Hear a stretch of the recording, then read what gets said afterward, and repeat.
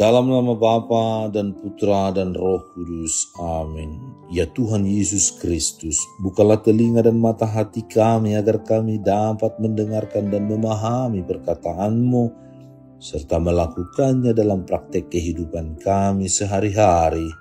Cerahkanlah pikiran dan pemahaman serta penghayatan kami dengan bantuan dan pertolongan Roh Kudus-Mu, sehingga kami tidak hanya mendengarkan sabda-Mu dan menghayatinya, tetapi mampu melakukan atau menunaikannya konkret lewat pertobatan dan perjuangan usaha kami untuk pengudusan diri kami demi keselamatan jiwa dan raga kami kelak. Dengan pengantaran Kristus Tuhan kami. Amin.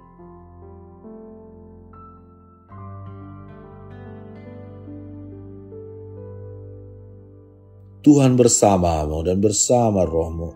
Inilah Injil suci menurut Yohanes, dimuliakanlah Tuhan. Dalam amanat perpisahannya, Yesus berkata kepada murid-muridnya, "Sekarang aku pergi kepada Dia yang mengutus aku, dan tiada seorang pun di antara kamu yang bertanya kepada aku, 'Kemana engkau pergi?' Tetapi aku mengatakan hal ini kepadamu, sebab itu hatimu berduka cita. Namun benar yang kukatakan ini kepadamu adalah lebih berguna bagi kamu jika aku pergi. Sebab jikalau aku tidak pergi, penghibur itu tidak akan datang kepadamu. Tetapi jikalau aku pergi, aku mengutus Dia kepadamu. Dan kalau Ia datang, Ia akan menginsafkan dunia akan dosa, kebenaran dan penghakiman. Akan dosa karena mereka tetap tidak percaya kepada aku. Akan kebenaran karena aku pergi kepada Bapa dan kamu tidak melihat aku lagi. Akan penghakiman karena penguasa dunia ini telah dihukum." Demikianlah sabda Tuhan. Terpujilah Kristus. Saudara dan saudari terkasih dalam Kristus Yesus, seorang wanita menikah dengan kekasihnya setelah mengetahui bahwa dia sudah merasa benar-benar siap, atau karena ada sesuatu peristiwa yang memaksa mereka untuk menikah. Kesiapan mereka untuk menikah perlu dipertanyakan jauh lebih dalam. Tujuan pernikahan perlu dihidupi, dihayati, dan diresapi oleh setiap pribadi yang mau menikah. Tidak hanya karena paksaan, karena image di keluarga atau budaya kita masing-masing. Tetapi orang yang menikah karena image, malu, karena terpaksa, karena ini dan itu dan banyak hal yang mempengaruhi, tentulah pasangan yang menikah itu adalah pasangan yang belum siap sebenarnya. Sebenarnya sebelum memutuskan untuk menikah, wanita tersebut sudah mencoba untuk berjuang, berusaha dengan berbagai cara untuk menghilangkan paksaan itu, untuk merasa tidak malu karena status usia sudah sekian, karena ini dan begitu. Tetapi karena desakan orang tua, pasangan itu terpaksa harus menikah. Pasangan keluarga muda wanita tadi dengan kekasihnya yang mau tidak mau harus menikah itu tentu menjalani hidup keluarga mereka dengan sepenuhnya tidak akan merasakan kebahagiaan. Pasti banyak pertengkaran, perbedaan pola pemikiran, perasaan yang berbeda, dan masalah perekonomian, masalah keluarga, masalah relasi. Karena terpaksa, dipaksa oleh orang tua.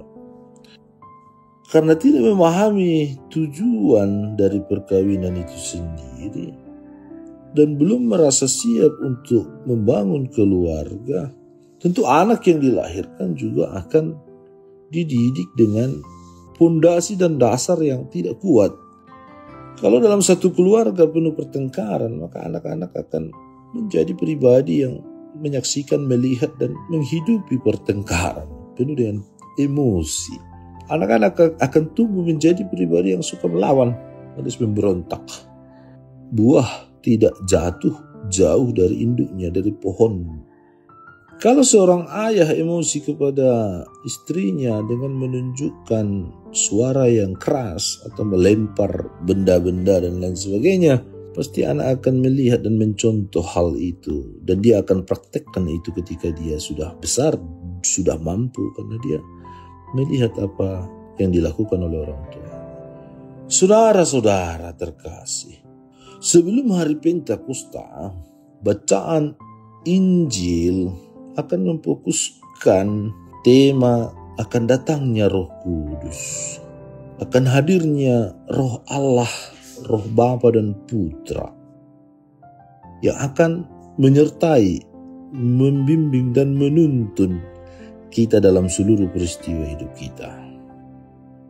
Dari cerita di atas, di mana ada keluarga yang hidupnya seperti itu, dan tentu masih banyak persoalan dan permasalahan keluarga kita yang tak bisa kita ungkapkan, tetapi ada dalam keluarga kita atau dalam diri kita.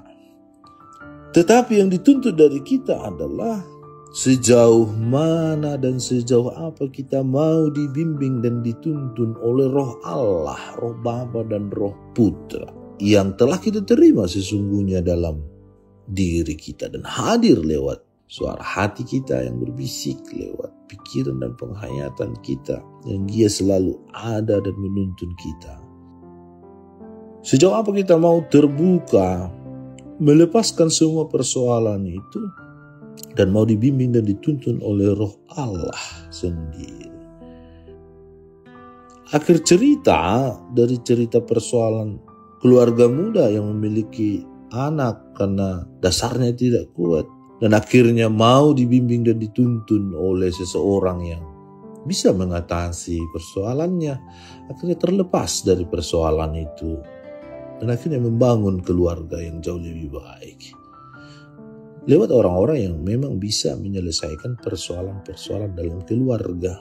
Psikolog, para rohaniwan, para bapak ibu keluarga yang sudah puluhan tahun menjalani hidup berkeluarga dan sukses serta bahagia bisa menjadi inspirasi kita untuk mau bercerita, untuk mau lepas dari persoalan hidup keluarga kita.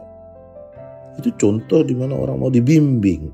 Nah, kalau kita juga saudara-saudari mau dibimbing oleh Roh Allah, terbuka, mau mendengarkan bisikan Roh Tuhan, pasti kita akan selamat.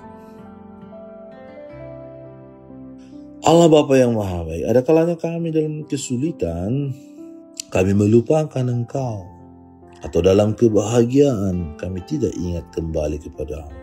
Bantulah kami lewat Roh-Mu untuk selalu mengingatkan, membimbing, menuntun kami pada kebenaran dan kebahagiaan.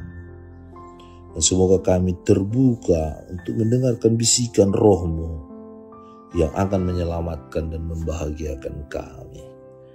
Dengan pengantaran Kristus, Tuhan dan Penebus kami. Tuhan bersama-Mu dan bersama Roh-Mu. Semoga saudara sekalian dilindungi, dibimbing dan diberkati oleh Allah yang Maha Kuasa, Bapa dan Putra dan Roh Kudus. Amin. Allah Bapa kami, penuntun kehidupan, Engkau telah menuntun Abraham menuju tanah terjanji. Engkau juga menuntun bangsa Israel menuju tanah Yerusalem melalui tangan Musa.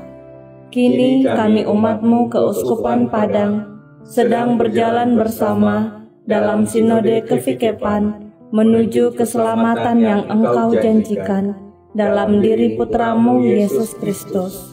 Tuntunlah peziarahan hidup kami dengan kuasa Roh Kudus-Mu, agar kami tetap tabah, sabar dan setia menghadapi kesulitan dan tantangan hidup.